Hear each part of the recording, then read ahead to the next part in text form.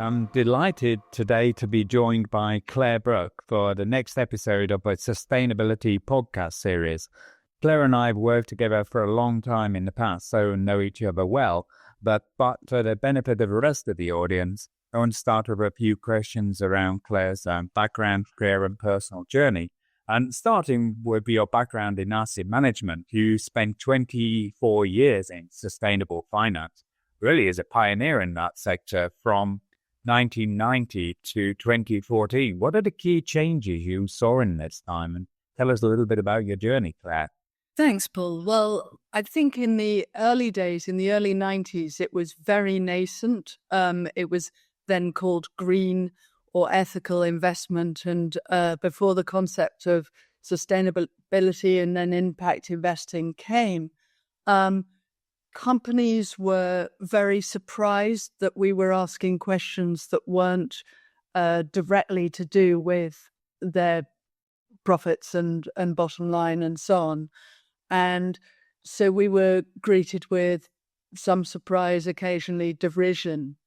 And gradually over the years that we were working, it became much more acceptable that we were going to be asking environmental, social, and governance questions of companies, and that these issues that we were trying to uncover had real impact on the long-term viability of any business.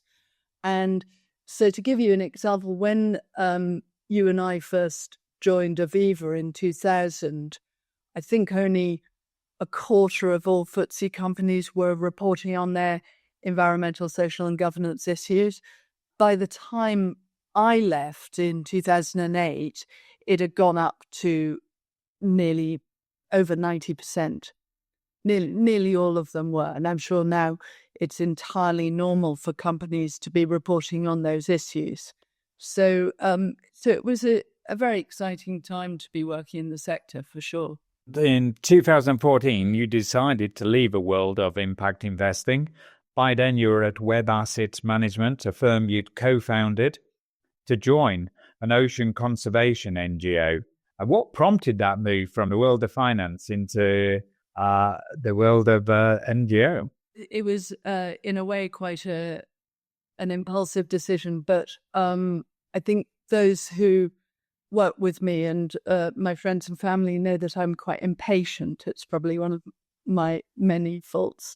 And I think by then I was getting impatient at the pace of change that it was possible to achieve through sustainable investing. And at the same time, all the indicators around climate and biodiversity were getting worse at a pace that was happening much faster than had been predicted. So for me, it felt as if I needed to do something more meaningful, more impactful. And I became involved with Blue Marine Foundation on just one day a week, as it were, via a great friend of both of us called Cindy Ford.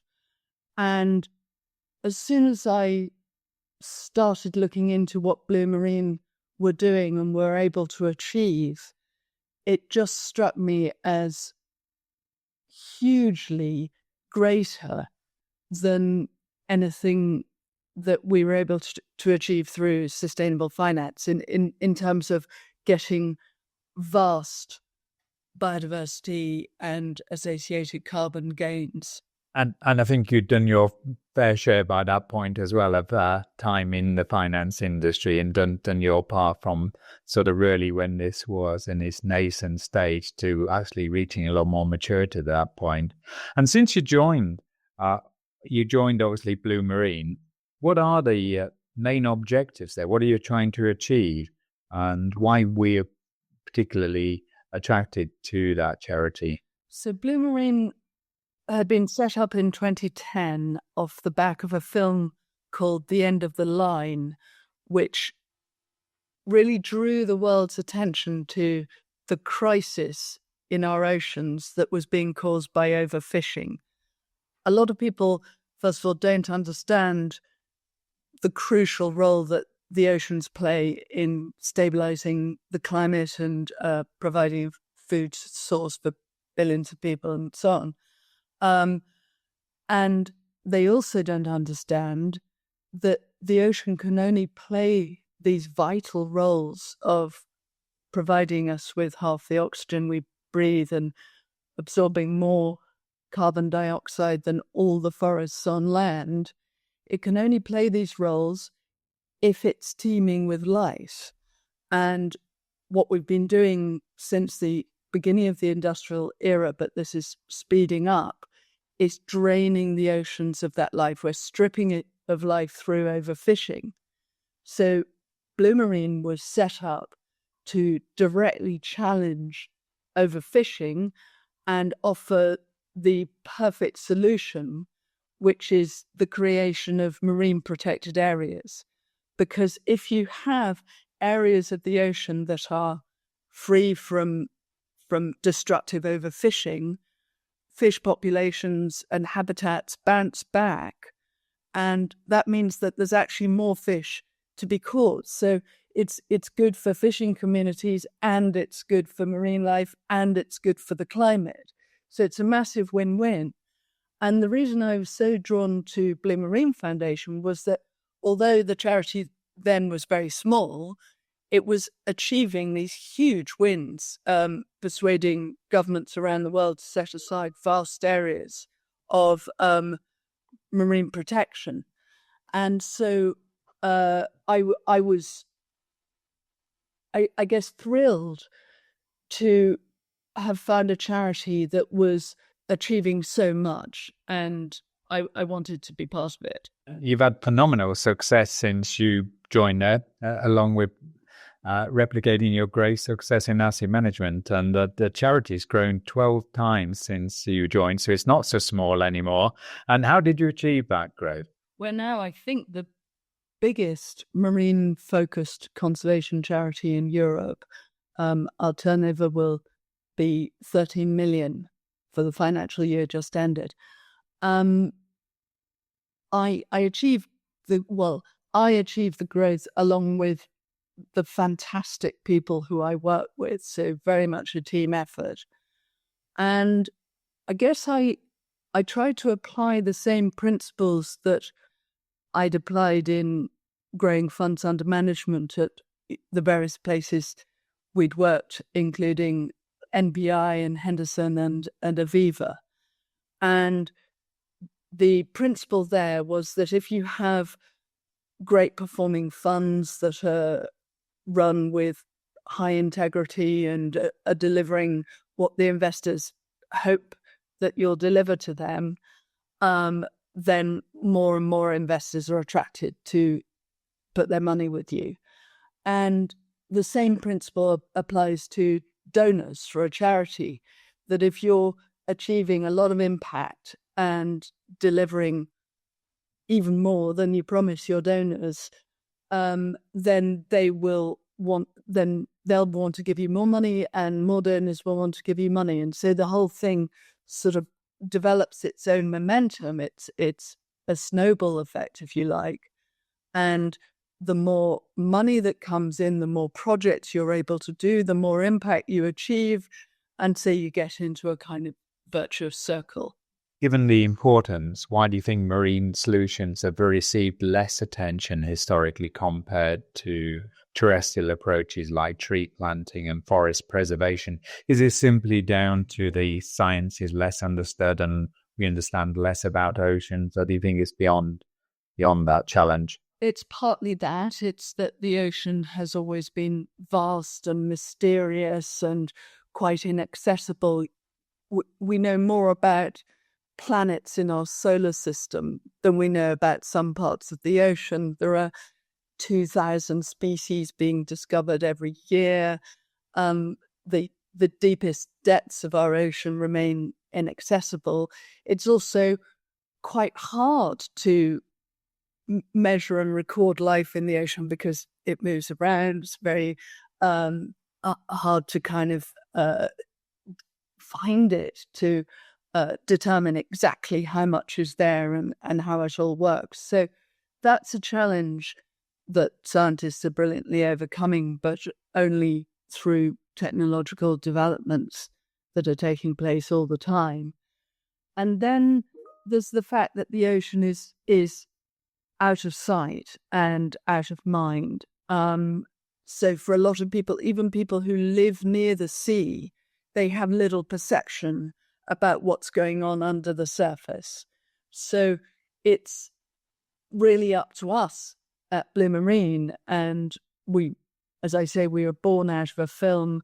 We use a lot of media assets to try and educate people and enlighten people about what's under the surface. But we're thrilled that a film has just come out last week on the 6th of May with David Attenborough. It's possibly David Attenborough's greatest film so far. It's called Ocean, and I would urge everyone to see it because it's remarkable. But what this film does is reveal so much about what's beneath the waves, about the life in the ocean and how important it is. So that's providing us with kind of rocket boosters as far as our mission is concerned. I haven't seen it yet, but I'm looking forward to watching it. He's got an amazing coverage and profile already from such an icon in the sector. And moving a little bit to the challenges and optimistically the opportunities in marine conservation markets. And actually, I do know Attenborough is very focused on the hope for the future as well as the challenge we're sort of facing. So looking at that, what's your perspective on how effectively marine ecosystems can recover when protected, and what scale of protection is needed worldwide to achieve that? So I'm hoping you can give us a note of optimism in your response. The really good news is that marine ecosystems recover faster and better than anyone realized. So as soon as you place these areas under protection, life starts to bounce back. And having been involved in a few areas now that have been protected in the course of the 10 years that I've been working at Blue Marine, I've seen that happening, which is completely thrilling. So to give you an example, at Blue Marine, we were quite instrumental in helping to get Ascension Island in the middle of the Atlantic. We helped the community there to declare a marine protected area in their waters, which is an area nearly the size of France in the middle of the Atlantic. And before it was protected, the waters were heavily fished by longliners, where you have 80 kilometers of baited hooks. So that catches a lot of tuna, which is what they're after, but it's also completely indiscriminate. So it catches sailfish, marlin, swordfish, seabirds, sea turtles. You know, the bycatch would make you weep to see. And so that area has now been completely closed to fishing, which is wonderful. And as a result, life is bouncing back, not just within the area, but is spilling over into the rest of the Atlantic. And on the beaches of Ascension, they have one of the largest populations of green turtles in the Atlantic.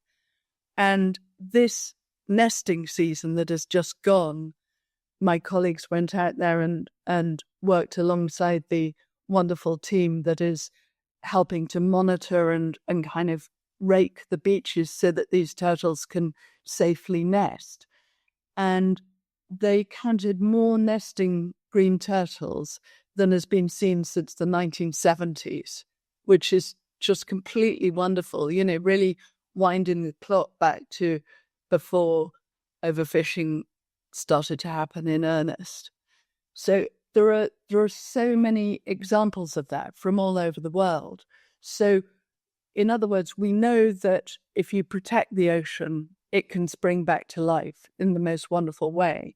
To your second question of how much needs to be done, at the moment, only 8% of the ocean is under any form of protection, a lot of it quite ineffectual, and only 3% of it is properly protected.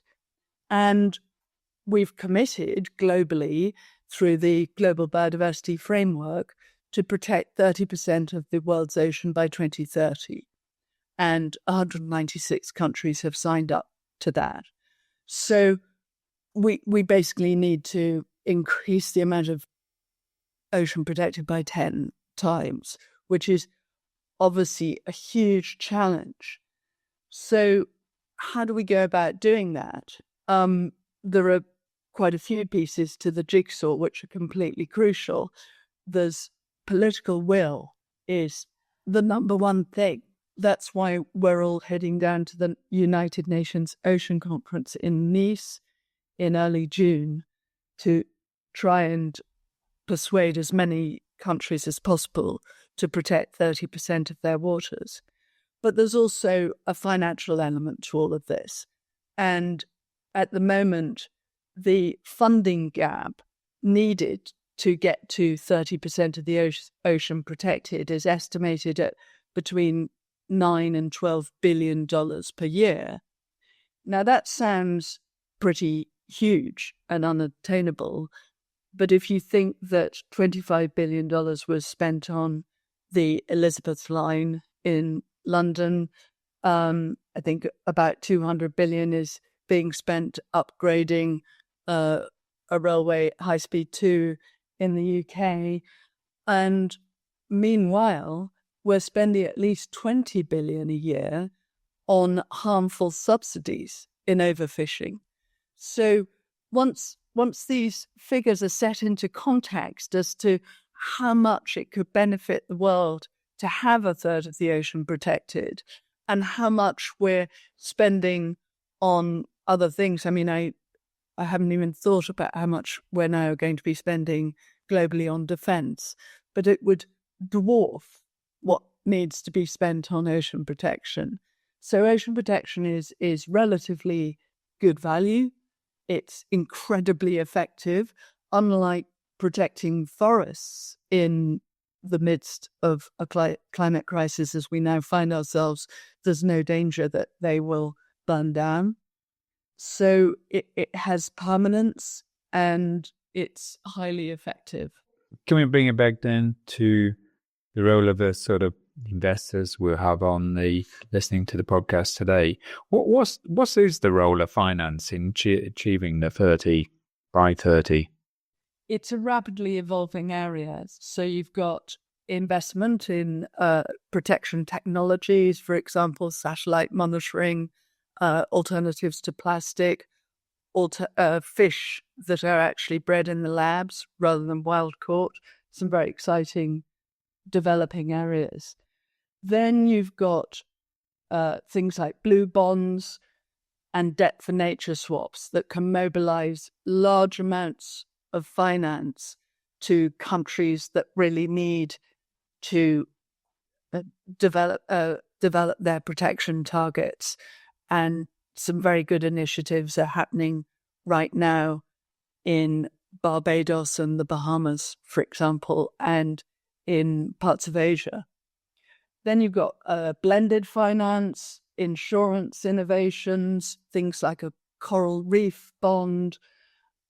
I think the important thing that we at Blue Marine are trying to do all the time is match the actual need, the conservation need on the ground with the expectations of would-be investors. And I think the difficulty you have is that investors obviously want low risk and incredibly high return, and that can't always be delivered if you're talking about the protection of biodiversity. Why is that? Because fundamentally, we don't value nature correctly in the world. We don't ascribe a sufficient value to all that nature does for us and how incredibly awful it would be if it wasn't there. So we don't look at the upside, and we definitely don't sufficiently examine the downside risk of losing it all. So be that as it may, that's a challenge for the world to try and value nature correctly. But all that we can do in the conservation world at Blue Marine and the other organizations that work in this area is try and match the best possible financial solutions that can have the most impact in terms of actual protection of biodiversity and actual sequestration of carbon. And so we've been working on that at Blue Marine for a long time, and where we've arrived is to try and develop not carbon credits but biodiversity credits in our largest restoration project that we work on in the Solent. And so we're working on a very exciting structuring and leveraging of philanthropy effectively in the creation of these high integrity biodiversity certificates. On that topic, are biodiversity credits or certificates a more scientifically robust and higher integrity alternative to carbon credits? It's an interesting question. It depends, obviously, what you're after. I mean, we're in the middle of a climate and a biodiversity crisis. So we need, and in the ocean, the two are very symbiotic. It's because of the life in the ocean that the carbon is absorbed, as it was. So we need to be doing both. Carbon markets have lost quite a lot of their reputation in the last couple of years, and there was a lot of criticism lodged at the integrity of the projects that they were supporting, and also whether the money raised was actually going to the communities adjacent to the projects. So we're trying to work on something that will be both scientifically robust, but also bring direct benefits to the community around where we're setting up these credits. That won't lead to the answer to everyone's prayers in terms of kind of double-digit returns. So that's what I mean about expectations. I think pension funds or any would-be investors need to understand that the higher the biodiversity impact, you're going to have to modify your expectations around return. What do you envisage for finance, either macro or micro, in accelerating marine conservation? What more could we do? There's so much more that can be done. I mean, on the macro level, we have bonds and debt for nature swaps and so on, which are really done at a governmental level. So that requires concerted political will and international cooperation. On the micro level, I'm really interested in the idea of creating a whole generation of people who work on ocean conservation and protection, rather than what we've seen traditionally, which is people earning their money through exploitation of biodiversity. So if you take the example of St. Vincent and the Grenadines in the Caribbean, these islands traditionally had a lot of whaling, and whole communities were earning their money from catching and eating whale meat. Now, they've started, obviously, to be inundated with tourists, but the problem is that a lot of the tourists aren't really contributing to the local economy, particularly the ones that arrive on these massive cruise ships. So if through, if you like, ethical as well as environmental considerations, we're hoping that these communities will stop whaling, then they need alternative livelihoods.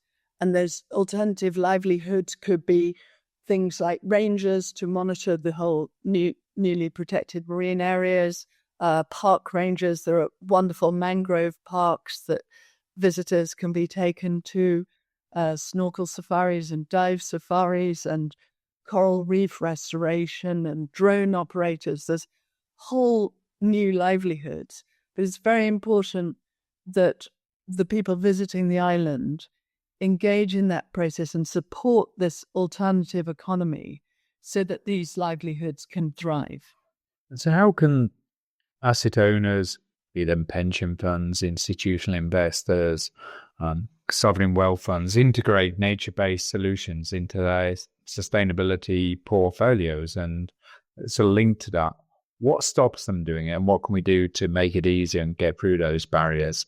If I knew the answer to that question, I'd probably be really famous. So I wish I knew the answer to that question. I think it's about, as I said, needing to put a different value on nature, and how we collectively do that at a time of political discord is very challenging. I think one thing we're noticing at Blue Marine is that increasingly companies are stepping up and filling the void that governments have left by withdrawing their support for climate and biodiversity initiatives. And we're finding an increasing number of companies that are willing to commit at least 1%, in some cases 10% of their net profits to supporting NGOs in their fight to try and protect nature. And that's incredibly heartening. And then you've got things, initiatives in finance like the Task Force on Nature-Related Financial Disclosures, TNFD, which I think now has over 500 organizations as part of it. You've got global recognition on the importance of integrating nature-related considerations into decision-making, reverberating around banks and major corporates, which is encouraging. You've got organizations like ORA, the Ocean Risk and Resilience Action Alliance, which is providing a conduit between governments, private issuers and investors to stimulate the creation of high quality finance to deliver impacts for the blue economy. So there are lots of people working very hard in this area to deliver the finance that's needed. But as I say, we're seeing a decline in political will at the moment overall. And that makes it a pretty challenging environment to be operating in. Sorry, I've got another difficult question to follow that up with that around the challenging area of impacting. How do you measure impact and accountability? And how does Blue Marine Foundation approach measuring the impact of marine conservation projects? But that's not so challenging because we think about that all the time. Because as I said before, if you're going to attract more people to donate, then what we are in the business of delivering is not a return, not a financial return, but impact. And so we have thought about it very hard. We produce an impact report and we measure our impact. We call it KIIs, so key impact indicators. And those include square kilometres of ocean placed under protection, square kilometres of ocean that was nominally protected but wasn't very well protected, so placed under improved protection, numbers of community members engaged and launched into alternative livelihoods, as I was describing, which then secures that protection for the longer term, numbers of politicians who we've managed to engage because of political will being so important, members of the general public who we've managed to reach, children who we've managed to reach. You are clearly very exciting, rightly so, about Sir David Attenborough's sort of ocean film. And you described it as a game changer. Why do you describe it as a game changer?